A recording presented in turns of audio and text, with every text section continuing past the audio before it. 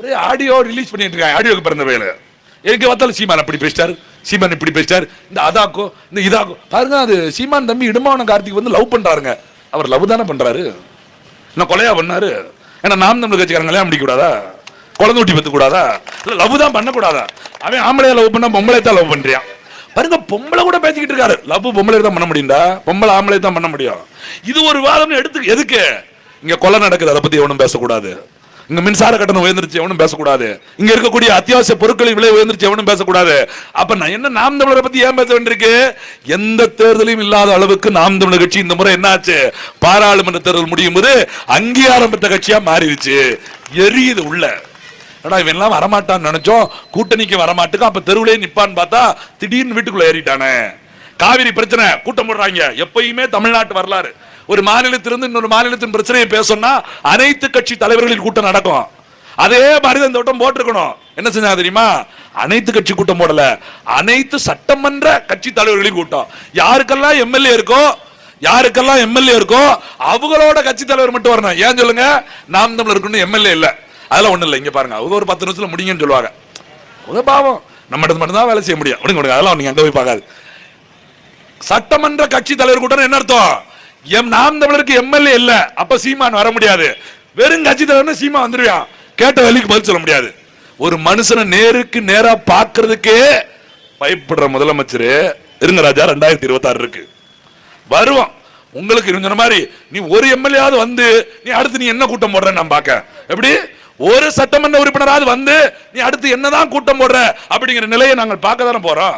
ஒரு எதிர்கட்சி பேசுற வாய்ப்பு, அவன் கேட்கிற கேள்வியை நேருக்கு நேரா நின்னு அதுக்கு பதில் சொல்கிற திராணி வேணும்ல, பேச தெரியணும்ல. இந்த ஏவாவல் ஒரு அமைச்சர் இருக்காரு, ஏவாவல் பாத்திருக்கீங்கள? 25 வருஷத்துக்கு முன்னாடி அதிமுக எம்ஜிஆர் ஆட்சி காலத்துல கருணாநிதி சொல்றாரு, என்ன சொல்றாரு? சாராயத்தை கொண்டு வந்து நாட்டை கெடுத்ததே கருணாநிதி தான் அப்படிங்காரு. இன்னைக்கு அவர் தான் அமைச்சர் கருணாநிதி கட்சியில. கேட்க சார் அப்படிதான் சொன்னாரு, இன்னைக்கு அவர் தான் அமைச்சர். எங்க அண்ணன் சேகர் பாபு என்ன கருணாநிதி யாரோ திட்டினீங்கன்னு, ஸ்டாலின் யாரோ திட்டினீங்கன்னு அப்படிம்பாரு. அவர்கிட்ட போய் ரஞ்சித் ரஞ்சித் டைரக்டர் ரஞ்சித் யாரும் கேட்டா அப்படி யாரும் தெரியாது. பிரியானா தெரியும், உனக்கு ரஞ்சித் எப்படி தெரியும்?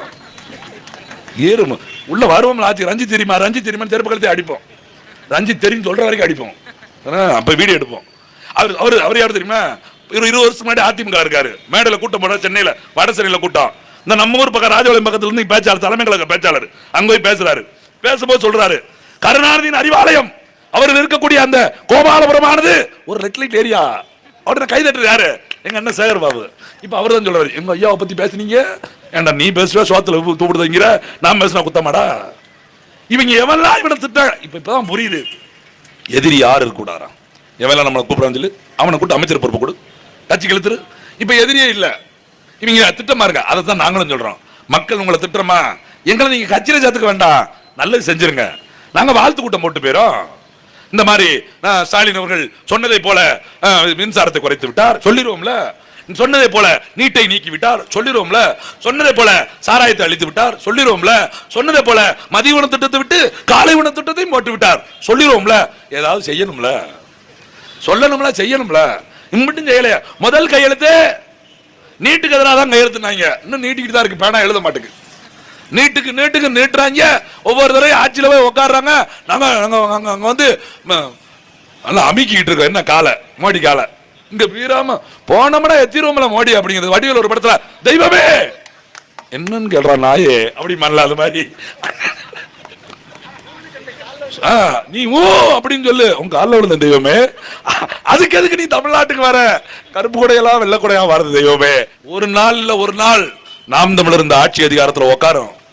எல்லாம் ரெக்கார்டு தான், எல்லாம் ரெக்கார்டு தான். இப்ப அதெல்லாம் சமூக வலைதளம் வந்துருச்சு. நீங்க என்னென்ன பேசுனீங்க, நாங்க என்னென்ன பேசிருக்கோம், நீங்க என்னென்ன சவால் விட்டீங்க, என்னென்ன ஆட்சியில பண்ணீங்க, எல்லாம் ரெக்கார்டு தான்.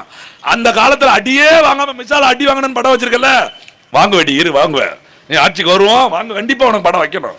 இவங்க சொல்றது ஸ்டாலின் அவர்கள் அந்த காலத்தில் எப்படி பாடுபட்டு கஷ்டப்பட்டு மிசா காலத்தில் சிறைக்குள்ளே சென்று சிப்படி வெட்டு மிதித்து செக்குழுத்து செம்மல் சிதம்பரத்தோட பேரை உச்சரிக்க மாட்டேங்கண்டா. எந்த கோமனும் எங்க ஆட்சியை குறையே சொல்ல முடியாது அப்படிங்காரு. 3 மாசமா ரேஷன் கடையில பருப்பே காணும். 3 மாசமா ரேஷன் கடையில பருப்பே இல்ல. இப்ப பாருங்க, இந்த சுதந்திரம் வந்தோம் கொடி ஏற்றிட்டு அவர் வெளிநாடு போறாரு. அவரு பட்டத்து இலவசருக்கு படி முடிச்சுட்ட போறாங்க.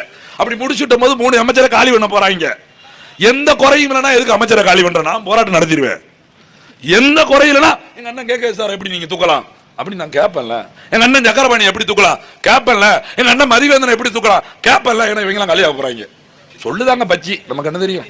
பாருங்க, பேசுற நம்ம மேல குண்டாசு.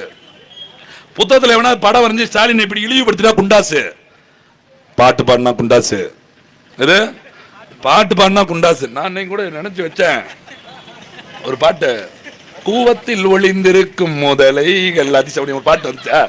நீங்க உடனே நீங்க அந்த கருணாநிதி பாட்டு நினைப்பீங்களா?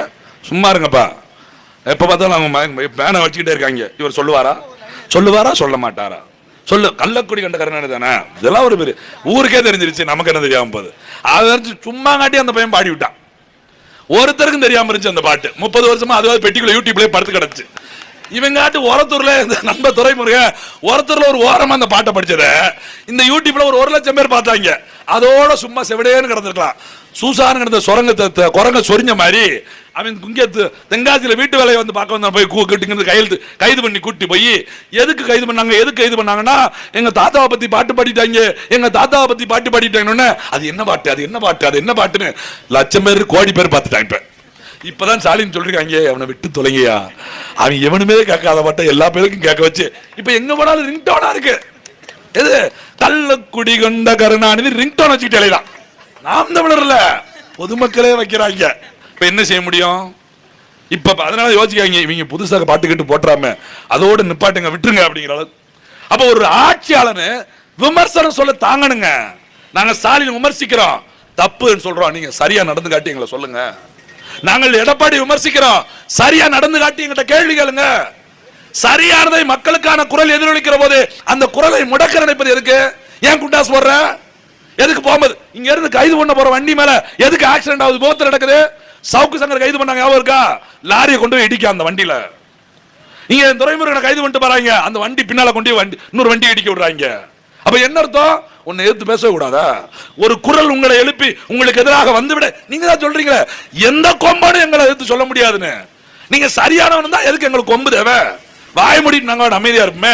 நீங்க பண்றதெல்லாம் ஊழலா இருக்கு, பண்றதெல்லாம் லஞ்சமா இருக்கு, எல்லாம் பிக்காளித்தனமா இருக்கு. வருஷம் தொடங்கி 210 நாள் 208 நாள் ஆகி போச்சு. 600 கொலை, 595 கொலை, 1-2 கிடையாது. நீங்க கேட்கலாம், ஏப்ப அவன் ரோட்ல வெட்டிட்டு போறதுக்கு முதலமைச்சர் ஸ்டாலின் என்னையா பண்ணுவாரு அப்படின்னு கேட்கலாம். ஸ்டாலின் தொகுதிக்குள்ளே வெட்டிட்டு போயிட்டாங்க. எது சொன்னால தேசிய கட்சியோட தலைவர் எங்க அண்ணா ஆம்ஸ்டாங்க. பெரம்பூர் எங்க இருக்கு? குளத்தூர் தொகுதிக்குள்ள இருக்கு. ஒரு எம்எல்ஏ தொகுதியை சரிபார்க்கிறதுக்குன்னே ஒரு அமைச்சர் உட்கார்ந்துகிட்டு இருக்காரு. யாரு? சேகர் பாபுன்னு ஒரு அமைச்சர், பார்த்திருப்பீங்களா? அதேதான் தலைவர், அதேதான். அண்ணன் நல்ல அரசியலை கவனிச்சுட்டு வராரு.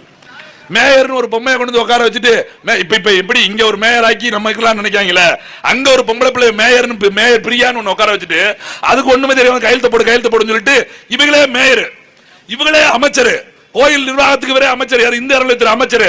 அது போக ஸ்டாலினோட தொகுதிக்கு இவர் தான் பொறுப்பு அமைச்சர். இப்படி ஒரு சட்டமன்றத்துக்கு மட்டும் பொறுப்பு அமைச்சர் வைக்கக்கூடிய அளவுக்கு இருக்கக்கூடிய முதலமைச்சரின் தொகுதிக்குள்ள ஒரு கட்சியோட மாநில தலைவரை வெட்டி படிகளை பண்ணிட்டாங்க. 15 நாளா செய்தி ஓட்டிக்கிட்டு இருக்கா. இன்னைக்கு 2 பேர், நாளைக்கு 2 பேர், நாளை கழிச்சு 2 பேர், எல்லாம் 15 நாளா குற்றவாளி கூடிக்கிட்டே தான் போகுது. இப்ப என்ன பேருனா இவங்க எல்லாம் செஞ்சாங்களா இல்லையான்னு சொல்லி கேச முடிவாங்கன்னு நினைக்கிறேன். இதுல வேற ஒருத்தர் என்கவுண்டர் பண்ணி விட்டாங்க. அவனை பிடிச்சி அவன் சரண்டர் ஆயிட்டான். நீங்க நினைச்சு பாருங்க, என்கவுண்டர் எதுக்கு? ரொம்ப கொலவெறியா இருக்காங்க, கோவப்படுறாங்க, எல்லாரும் கொலை நடந்துச்சுன்னு சொல்றாங்க. ஒருத்தனை போட்டு விட்டு சமாளிச்சு விட்டுருன்னு யோசிக்கிறான். அவன் கொலையை கொண்டு விட்டு சரண்டர் ஆயிட்டான். சரண்டரானவைய இவங்க சொன்னதை காட்டுக்குள்ள போனாரு, ஓடி போயிட்டானா. சரண்டரானவை எதுக்கு ஓடுறான்? சரண்டர் ஆகுதுக்கு முன்னாடியே ஓடி இருக்கான்ல. ஒண்ணு அவன் எதுக்கு உள்ள வர்றான்? சரி பண்ணிட்டோம், பிரச்சனை ஆகி போச்சு, பெரிய தலையை எடுத்துட்டோம், நம்ம பேசான உள்ள உட்காந்துக்கிறோம் அப்படின்னு வரான். அவனை நீ விசாரணை கழிச்சிட்டு போய் பொருள் எங்க இருக்குன்னு கேட்க போற. அவன் பொருள் இருக்க இடத்துக்கு போறதுக்கு முன்னாடியே அதிகாலை 4 மணிக்கு கூட்டு போயிட்டாங்க. எனக்கு கொஞ்சம் வயிறு வலிக்கு ஓரமா ஒதுங்கிறாங்க. சரின்னு ஒதுங்க விட்டுட்டு இவங்க ரொம்ப டீசெண்டா விளையிட்டு இருக்காங்க, வடிவேல் மாதிரி. அம்மா பாசத்துல போற வேலை அப்படி அக்கறையெல்லாம் எட்டி பார்க்க கூடாதுன்னு சொல்லிட்டு இப்படி திரும்பி நின்று இருக்காங்க. அவன் 10 கிலோமீட்டர் ஓடிப்பிட்டான். இவங்க இப்படி திரும்பி திருவாங்கட ஓடிப்பிட்டாங்க. யோசிச்சு பாருங்க. இவன் திரும்பி பார்த்துருக்காங்க 10 கிலோமீட்டர். ஆனாலும் நம்ம போலீஸ், ஸ்காட்லாந்து போலீஸ் பின்னாடியே போய் கண்டுபிடிச்சாங்க 10 கிலோமீட்டர். கண்டுபிடிச்சா அவர் துப்பாக்கி தூக்கிட்டு நிக்காராம். எப்படி பாருங்க, இவங்க இருக்கிற வரைக்கும் கூட்டு போனாங்களாம், ஓடி போனாலும் துப்பாக்கி எடுத்தாங்களாம். இவங்க திருப்பி சுட்டு முடிச்சிட்டாங்க. முடிச்ச உடனே எல்லாரும் கேள்வி கேட்கறாங்க, எப்படா சுட போச்சு? எதுக்கு இப்ப சுட்ட? அவன் வெட்டிட்டான்னு தான் சுட்டான். நல்லா யோசிச்சு பாருங்க. அவன் பண்ணதே ஒரு கொலை, அதை கண்டுபிடான்னு சொன்னா இவன் போய் பண்றாங்க ஒரு கொலை. அவன் சட்டத்தை இல்லாம பண்ணா, இவன் சட்டபூர்வமா பண்றாங்க. கேட்டா இதுக்கு பேர் என்கவுண்டர், அது படுகொலை. படுகொலையை கண்டிக்கணும், என்கவுண்டர் பேசக்கூடாது, இல்லைன்னா வழக்கு போட்டுருவாங்க. எப்படி படுகொலையை பத்தி பேசலாம், என்கவுண்டரை பத்தி பேசிங்கன்னு வச்சுங்க வழக்கு போட்டுருவாங்க. அதுல வேற எங்க இப்ப புதுசா வந்திருக்க கமிஷனர் சொல்லிட்டாரு, கள்ளச்சாராயம் காய்ச்சி வச்சாங்க, என்ன செஞ்சாங்க, எஸ்பி இடம் மாத்திட்டாங்க, சஸ்பெண்ட் பண்ணிட்டாங்க. கேட்டா போலீஸ் சரியில்லை, என்னவன் தெரிஞ்சு வச்சுக்கிட்டு இப்படி பிரச்சனை பண்ணிருக்கான் பாருங்க, தூக்கிட்டான்ட்டாங்க. சரி என்னையா கொலை பண்ணிட்டாங்க, எஸ்பி தூக்கி விட்டாங்க, கமிஷனர் மாத்தி விட்டாங்க. போலீஸ் சரியில்லைங்க, என்ன இப்படி பண்ணி ஆட்சி கெட்டவர் ஆகுது அப்படின்னாங்க. சர்றான்னு பேப்பர் திறந்து பார்த்தா இன்னைக்கு டிவியில காலையில இருந்து ஒரு இடத்துக்கு போறான், டிவியில ஸ்டாலின் வந்துகிட்டே இருக்காரு. என்னன்னு பார்த்தா அங்க பட்டணம் இங்கிட்ட அமுக்கிறார், இங்கிட்ட அமுக்கிறார், இங்கிட்ட அமுக்கிறார். 300 கோடியில் திறந்து வைத்தார் முதலமைச்சர், 30 கோடியில் திறந்து வைத்தார் முதலமைச்சர். என்னடான்னு கேட்டா நலத்திட்டம் பண்ண முதல்ல இவங்க ஆட்சியா, கொலை நடந்தா போலீஸ் தான் காரணமா, நல சிண்டக் திறந்து வச்சா இங்க எம்எல்ஏ காரணமா, கொள்ளையடிச்சு போயிட்டானா போலீஸ் தான் காரணமா, இங்கிட்டு கக்கூசு திறந்து வச்சா எம்எல்ஏ தான் காரணமா, கள்ளச்சாராயம் தான் போலீஸ் தான் காரணமா. சரி போலீஸ் தான் காரணம், ரைட் நானும் ஒத்துக்கிறேன். போலீஸுக்கு அமைச்சர் யாரு, எங்க அண்ணன் ஸ்டாலின். அப்ப முதல்ல நீக்க வேண்டியது போலீஸ் இல்ல, முதலமைச்சர். எது நீ துறையை ஒழுங்கா கவனிச்சிருந்தா அப்படி வேலை பார்க்காத போலீஸ் எதுக்கு வச்சிருந்த அப்படின்னு கேள்வி வரும்ல. நீ முதலமைச்சரா இருக்கிறீங்க, ஒரு துறையோட அமைச்சரா இருக்கிறீங்க, எப்ப என்ன அப்ப எஸ்பி எப்படிப்பட்ட எஸ்பியா நீங்க போட்டிருக்கீங்க பாருங்க. அப்ப என்ன அர்த்தம், பள்ளியை தூக்கி காவல்துறை மேல போலீஸ் மேல போட்டுட்டு இவங்க நாங்க நல்ல யோக்கியமா இருக்கோம், நாங்க எங்க கையில கரை இல்லையா கழுவிட்டோமே. அப்ப என்ன அர்த்தம், இப்ப இன்னைக்கு புதுசா ஒருத்தர் அமைச்சர் கொண்டு விட்டா அவர் சொல்றாரு எல்லாரும் நல்ல துப்பாக்கி சூட கத்துக்குங்க, துப்பாக்கி. அப்ப இவ்வளவு நாளும் போலீஸ் எல்லாம் துப்பாக்கி சூட கத்துக்கிட்டாம இருந்திருக்காங்க. அப்ப இந்த துப்பாக்கியை பார்த்து நம்ம பயந்துகிட்டே இருந்திருக்கோம் பாருங்க. 10,000 சில்லற பேர் போலீஸுக்கு தேவைப்படுதுங்க, 10,000 சில்லற இடம் காலி இடம் இருக்கு, காவல்துறையால வேலை செய்ய முடியல, பணி நெருக்கடி, 24 மணி நேரம் வேலை பார்க்கறாங்க. நினைச்சு பாருங்க, காவல்துறை நம்ம விளையாட்டுக்கு பேசிட்டு இருக்கோம், 10,000 சில்லற இடத்த 7 வருஷமா கேட்கிறா, நிரப்படா நிரப்படா நிரப்படான்னு கேட்கிறா, நிரப்பவே மாட்டுக்கான். போலீஸுக்கு அவ்வளவு நெருக்கடி இருக்கு. அப்ப அந்த காவல்துறையை வாழிடு. நம்ம நாட்டுல தமிழ்நாட்டுல 2 கோடி பேர் வேலை இல்லாம இருக்கான், படிச்சுட்டு 2 கோடி பேர் வேலை இல்லாம இருக்கான். அந்த வேலைக்கு எடுத்து 10,000 பேருக்கு வேலை கொடுக்கலாம்ல, காவல்துறை நெருக்கடியை குறைக்கலாம்ல, தனித்தனியா டிபார்ட்மெண்ட் மாத்தலாம்ல, நாட்டுல சட்ட ஒழுங்கு சரியா சீர்கடாம பாதுகாக்கலாம்ல. இது யார் செய்யணும், முதலமைச்சர் தானே செய்யணும், அவர் தானே ஆய்வு அலுவல் கூட்டத்தை நடத்தணும்.